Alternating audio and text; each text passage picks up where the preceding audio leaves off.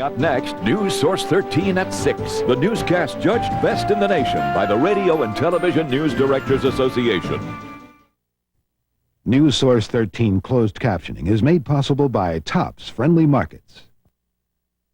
From WOKR, Rochester, this is Newsource 13 at 6.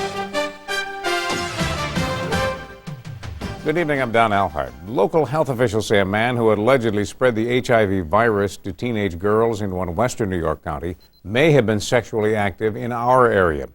The suspect, 20-year-old Newsource Williams, he is currently being held at a New York City jail on drug charges. And Williams may now face charges for statutory rape for his alleged sexual activity with minors in western New York. Newsource 13's Doug Ambrose has the story, which began in Chautauqua County, south of Buffalo. The people who work at Chautauqua County's health department are busy today spreading the word about a man who they say infected 11 teenage girls there with the HIV virus. We are faced today with the most serious public health problem that most of us who live and work in Chautauqua County have ever seen. The man, 20-year-old Newsource Williams, allegedly gave teenage girls drugs in exchange for sex, knowing he was infected with HIV but never telling his partners. At this point, a total of 98 cases of direct or secondary contact in Chautauqua County alone are being investigated. In addition, there may be many individuals out there who do not know that they have had risk-taking behavior of any kind and may have had contact with contacts of this contact, and therefore we must make every effort possible to seek them out. Burke says Williams may also have had sexual contact in other counties, including Monroe. He is now in jail in New York City on unrelated charges. Our state does not have laws specifically tailored to an HIV infection case like this one. Monroe County District Attorney Howard Relland says the suspect in this case might face charges of reckless endangerment and possibly statutory rape. There should be a specific statute for this situation with AIDS or any other disease that could lead to death. Well, it's quite possible. AIDS Rochester says this case should serve as a wake-up call to anyone who has had unprotected sex. People know if they've practiced unsafe sex, and it doesn't have to be with this one individual, and if they practiced unsafe sex, they should get tested for HIV.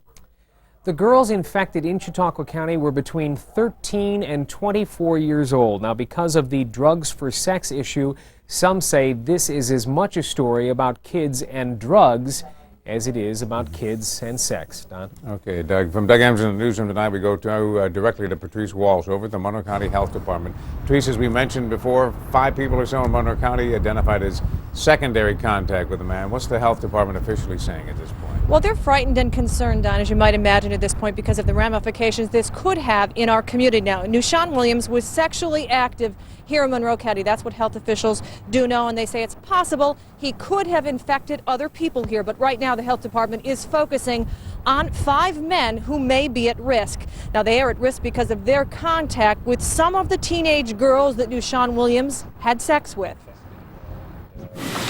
The initial case is a male, and he had a number of female sexual contacts, and those female sexual contacts had sex with some additional males, and 5 of those males reside in Monroe County. And so we've been working with the state health department to try to notify them of their exposure and encourage that they get tested with an HIV antibody test to determine whether they've been infected. Now, as I mentioned, the health department does have the names of these 5 men. They are trying right now to contact them. They don't know if it was part of the same situation as in Chautauqua County, Don, the sex for drugs situation, but all they know right now is they have the names of 5 people they're trying to contact. The health director tells us this should be a wake-up call to anybody who's having unprotected sex. Almost like a pyramid unfolding. This can get worse and worse as it goes on. Any way of knowing if it goes beyond the 5 men here? Well, it's very possible, Dr. Doniger says. He says it is a very frightening situation of what could happen in this situation because he was in Monroe County, as I said, and he was known to be sexually active here. It could have more ramifications than we even know at this point. But right now, they're just trying to notify those 5 men. Okay, Patrice Walsh at the County Health Department tonight. 2 attacks on 2 college students within 24 hours of each other. Police now think it is no coincidence. They are looking at the similarities between the attack of a woman in Brockport last Thursday and another attack in Buffalo 24 hours later. As Newsource 13's Jane Flash reports, the similarities are frightening. They share the SUNY name, but Buffalo's urban campus doesn't have much in common with the small-town feel of SUNY Brockport. But now the two schools share a frightening link and a common fear. It's very scary because you don't realize that, like, when you're walking around, you don't realize that there might be people out there that'd be like this. Buffalo police say two men abducted a 30-year-old student Friday night just 2 blocks from the SUNY Buffalo campus as she was walking home. The victim's account of what happened bears frightening similarities to the abduction and rape 1 day earlier on the Brockport campus. The two attacks seem rather too similar to be a coincidence, so we're going to look at it as though they are related until we can establish that they're not. Police say one of the biggest similarities of these crimes is their apparent boldness. In both cases, the victims were approached in the early evening hours in areas that were pretty well lit and filled with people who were coming and going. Police say in both cases, 2 white men aged 30 drove the victim to a remote location. Each raped her. In both cases, the victim was threatened at gunpoint. And in both cases, the victim was blindfolded. If these two crimes are related, then we have someone who's engaging in some kind of repeat conduct. Buffalo police are putting out an alert in other campus communities. Students, meanwhile, find themselves looking over their shoulders, wondering when or if there will be another attack. It is kind of scary. I mean, I think that stuff like that could happen because I am here late at night studying sometimes. I think it's disgusting and it should be stopped. They're targeting like young, vulnerable people on campuses, and a place where you might feel safe. Right, exactly. A place where you should feel safe. Now, the two SUNY schools are handling these situations very differently. Brockport, you might remember, issued a letter to all students and to faculty members warning them of the attack, asking them to take safety measures. Most students, though, at SUNY Buffalo were not aware of the attack there. Buffalo police, meanwhile, are asking all of the college campuses to get out that safety message. If these attacks are related, there is a possibility that these men could strike again, Don. Obviously, stories like this will help. Any other indication that the message is getting out? Well, we do know that students at Brockport have put up a $1,000 reward for information leading to an arrest there. If you do have any information, by the way, you can call Crime Stoppers at 423-9300. They are also going to have a national night out on Friday to call awareness to this problem. Okay, Jane, thank you. A Wyoming County judge has now ordered Angel Colon to give hair and blood samples. Colon is accused of murdering 7-year-old Samantha Zaldivar. Prosecutors requested that he give the samples as evidence in the case. The defense could appeal the judge's decision. Now the story most of you were talking about probably heard unfolding during the day, a frenzy on Wall Street after the Dow plummeted more than 500 points.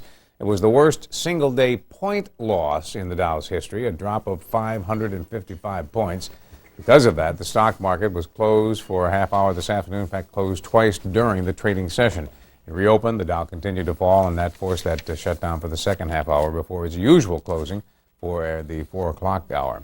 Again, the Dow dropping a record of 555 points. That's a drop, though, of about 7%. We have to compare percentages and points.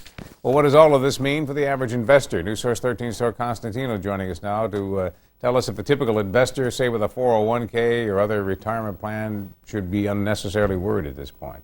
Yeah, Don, according to the Wall Street experts that we spoke with, no one should really be worried who's got investments in a retirement plan. They're advising people to stay the course and stay invested for now. Now, analysts say that today's slide actually started last week with instability in the currency markets overseas. Those ripple effects were felt on our markets here today. Experts say today's 7% market drop is significant, but it's nowhere near the 22% decline on Black Monday that we experienced 10 years ago. It's the bond market. While it's the largest decline since we've seen since the crash in 1987, it certainly isn't unprecedented. And I think most people are going to be fine as long as they stay the course. People shouldn't have been invested in the stock market in the first place unless they were willing to ride out some of these rougher times. Now, Gould says most Wall Street watchers perceive the market as overvalued and in need of a minor adjustment, downward adjustment, which happened today. Many experts are saying that the market should bounce back over the next few days with great bargains for people who want to invest in the market. Keep an eye on the 401k plans. Thank you, Tora, tonight. Well, still ahead tonight from your news source. 3 kids left home alone when their father is taken away by troopers. Jim Bredman has that story for us. And a little bit later on, our bright spot will shine on a church made out of hard work, commitment, and cooperation from a lot of young people. This portion of Newsource 13 is brought to you by Wegmans Pharmacy. Is the thought of spending too much on Halloween goodies a little frightening to you? Wegmans is brimming with spectacular savings on candy, costumes, masks, and Halloween makeup, plus donuts, cider, and other fiendishly delightful treats for your favorite goblin. Inviting guests over for a little scare? Save on party supplies and novelties. For a ghostly good time, come to Wegmans, where every day you get our best.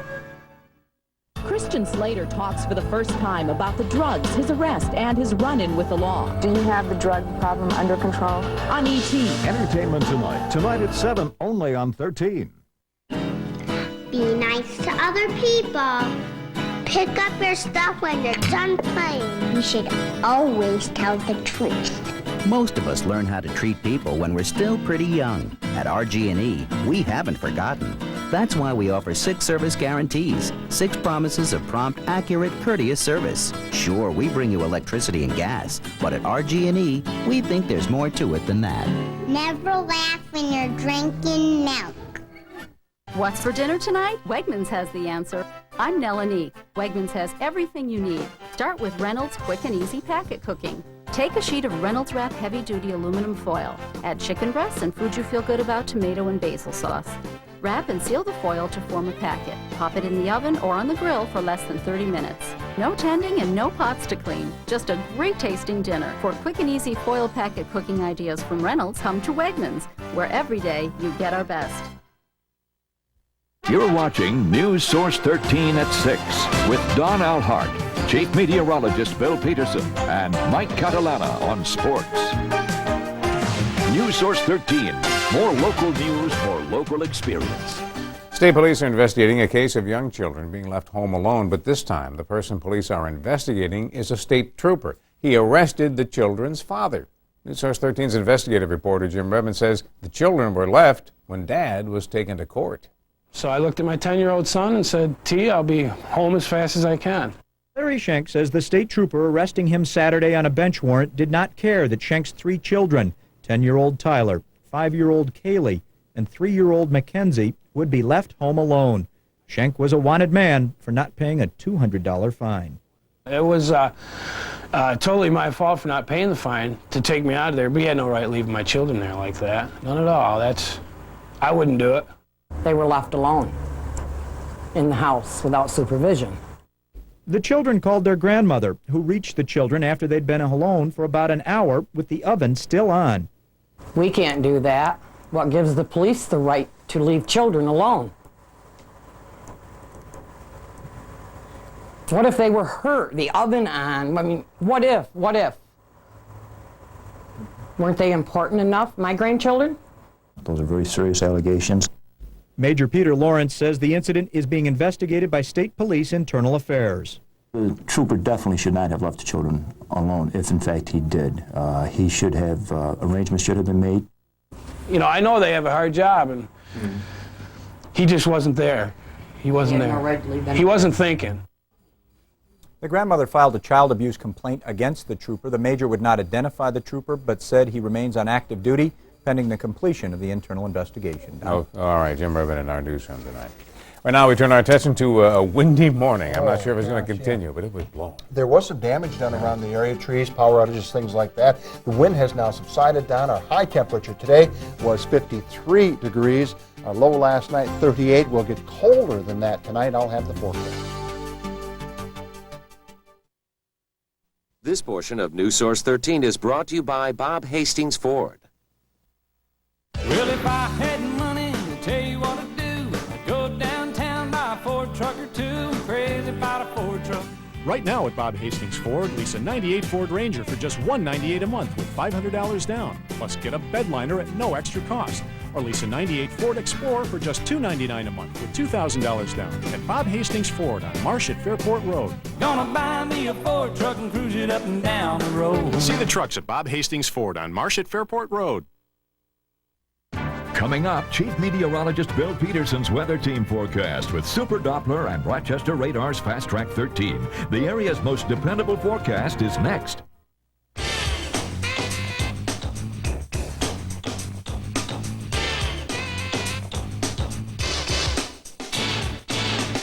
I gotta tell you, there's a lot of pressure here.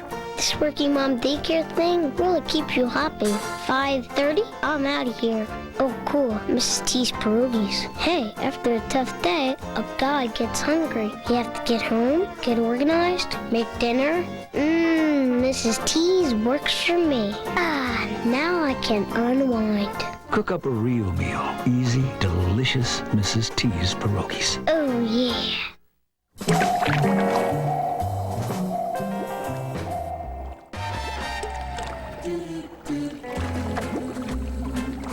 Chase Better Banking. Easy because you get more ATMs. Chase, the right relationship is everything.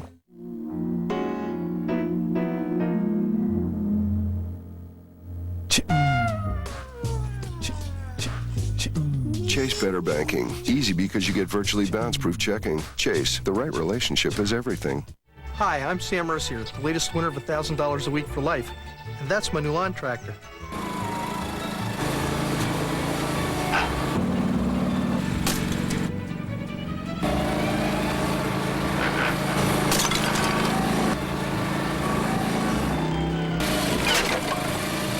Win for life sure made our lives easier. Win for life. You keep living, we'll keep paying. I've got to get a bigger place. Got a few extra recycling bins in my yard today. Oh, gosh, down yeah, the street. yeah. It was a breezy morning. Yeah, it not only blew the leaves around, it blew trash cans and everything else around today. It was that wind. It did do some damage across the area. Winds have now subsided. It will get cold tonight. Temperatures will drop into the 30s. We'll see some light snow. Most of us will see just a dusting. But as far as accumulation goes, some folks might see an inch.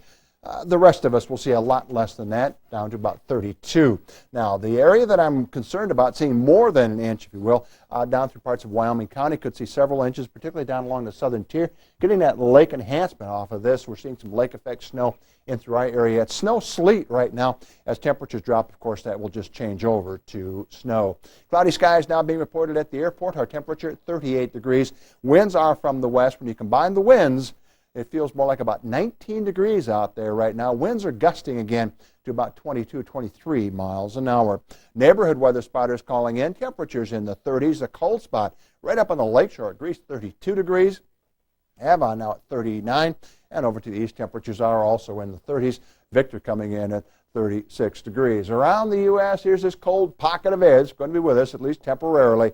This milder air is well back to the west will slide this way. So a cold night, a cold day, and then our temperatures start to moderate as we head toward the end of the week. In through the central part of the country, not much going on. 12 hours ago, you can see the clouds that are in through the western states, but the western two-thirds of the country fairly dry. Of course, a monster winter storm in through parts of Colorado that has now ended. Things will melt out there. Probably some flooding will go on as that snow continues to melt. Here's the cold front and that low that did push through, brought well over an inch of rain to most areas last night during the night. This is kind of the storm systems that moved from the west. It moderated enough so that we saw rain instead of snow. Still, you can see this mixed precipitation, sleet and snow over us now. We'll continue to watch this area, and I think most of what we'll see tonight will be a little bit of a lake effect.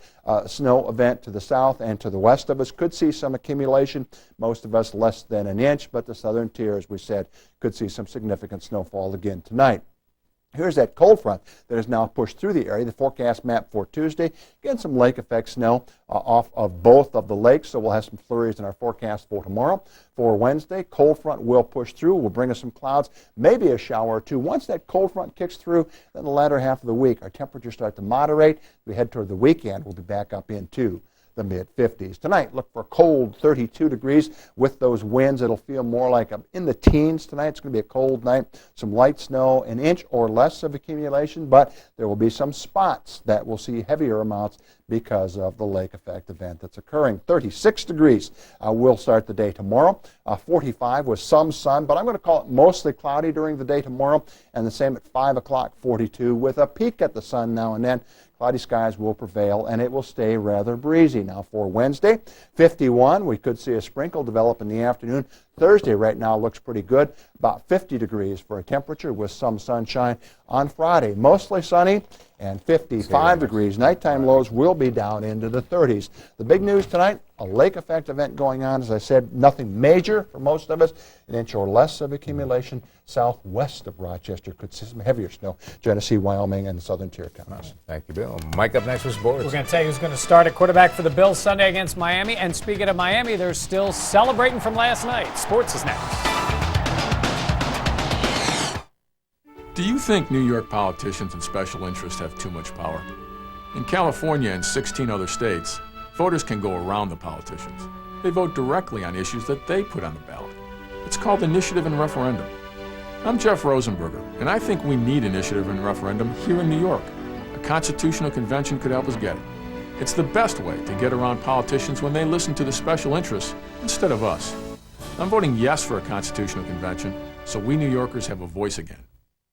Coming up next, Newsource 13 Sports, named Best Sportscast in the state by the New York State Broadcasters Association. It's your own little world. You're way up high, so you can see everything. It has lots of places to hide your treasures. It's roomy. It's cozy, with space for all your favorite things and your favorite people. It makes you feel like you're part of a club. Dodge Caravan. It's like a treehouse for grown-ups. Now get up to $1,000 cash back on Dodge Caravan. Relationships offer certain advantages. He watches TV with me. So does the Marine Extra 3 account. She thinks all my jokes are funny. There are benefits to every relationship. He's got the greatest tools. Yeah, I want him back. Start one with Marine. They call it an off-year election. So does it matter who you vote for? Does it matter who wins? Does it matter that you even vote at all? Matter? You bet it does. Take the time to vote on Election Day, because in the end, it matters. We're your workforce. We're the heart of New York.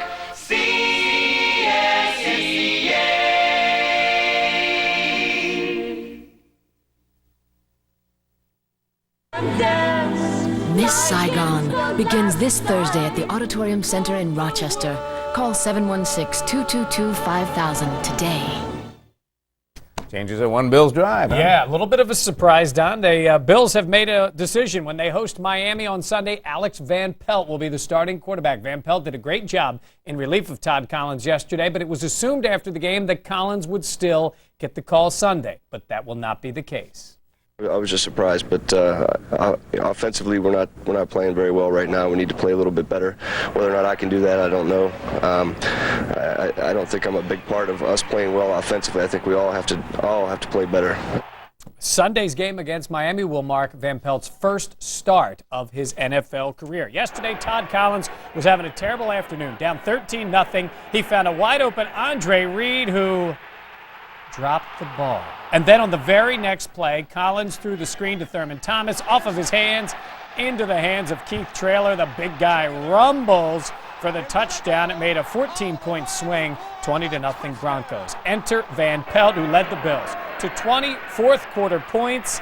Eventually, they tied the game up and sent it to overtime. But in the OT, it was the Broncos' Jason Elam who kicked the game winner.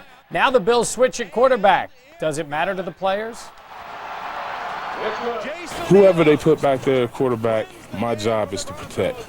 And it's not my job to say who should be back there, because I think both of them can pass the ball.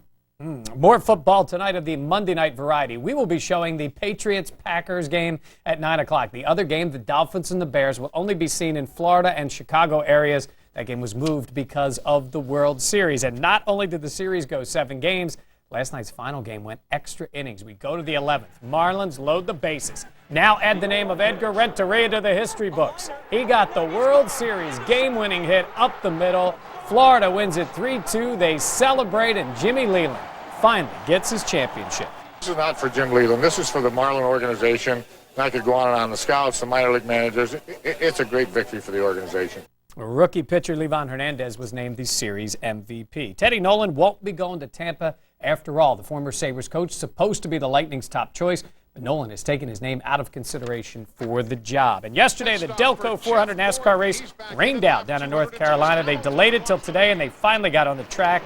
When it was over, Richard Petty's car, driven by Bobby Hamilton in the number 43, got his first win of the year, the second of his career. Jeff Gordon finished in fourth place. His lead in the NASCAR standings now 125 points. All right. Thank you. All right. Well, when we come back, our bright spot's shining on young builders of a new church. But first, we take a look at Wall Street, where we've already told you stocks plummeted today. Trading was halted twice. The Dow lost 555 points. Decliners led gainers. 15-1 margin. You can see everything down today. Chase down $6.69. Kodak down $2.69. Xerox off $4.44 a share. This portion of Newsource 13 is brought to you by Via Health.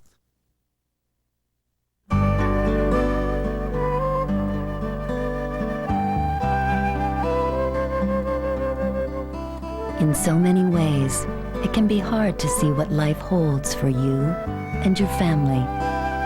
But if you have your health, everything else is a plus. We're Via Health Plan, working together to ensure you get more human care for less. Via Health Plan, a plan for life. Maggie Brooks has been a part of our lives for over 20 years. You woke up every workday morning with Maggie Brooks on TV and cried with Maggie Brooks many Labor Days as she co-hosted the Muscular Dystrophy Telethon. Now, as our county clerk, Maggie Brooks continues to work for us in making the clerk's office more customer-friendly and operate more efficiently, saving our tax dollars.